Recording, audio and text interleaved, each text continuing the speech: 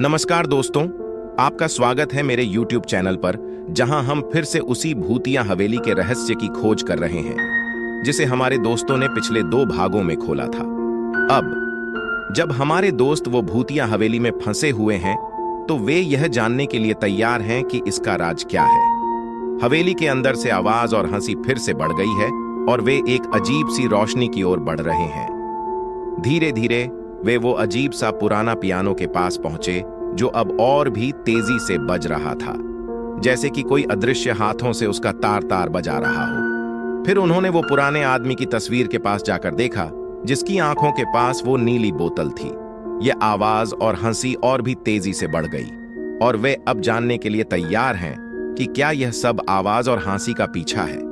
फिर तो वे एक और चमकदार रोशनी के रूम की ओर बढ़े जहां वे एक और अजीब सी दृश्य देखे। रूम के बीच में एक पुराना पियानो था जो खुद बज रहा था। पियानो के आसपास एक अजीब सी बुनाई हुई छद्र बिछाई गई थी और छद्रों पर अजीब चित्र थे जिनमें एक पुराने आदमी की झलक थी जो डर के साथ हंस रहा था। वे दोस्त अब यह समझ रहे थे कि कुछ बड़ा ही अजीब हो रहा है और इस हवेली में कुछ अच्छे से नहीं हो रहा है। पियानो और आवाज की तरफ बढ़ते चले गए और यह तस्वीर वाला रूम किसी पुरानी कहानी का हिस्सा लग रहा था। क्या इस हवेली में कुछ अजीब हो रहा है जो हमारे दोस्तों को फंसा दिया है? क्या यह भूतिया हवेली के रहस्य का हिस्सा है?